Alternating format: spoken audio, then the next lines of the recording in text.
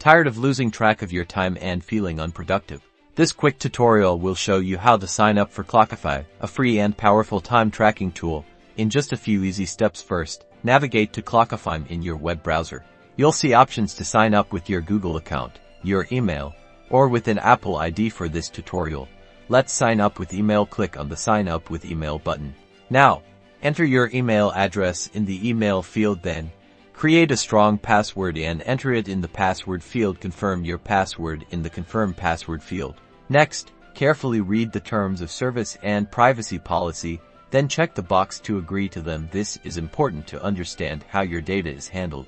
Once you've filled out all the information and agreed to the terms, click the Sign Up button. Clockify will then prompt you to create a workspace. Enter a name for your workspace. This could be your company name, project name, or anything that helps you organize your time.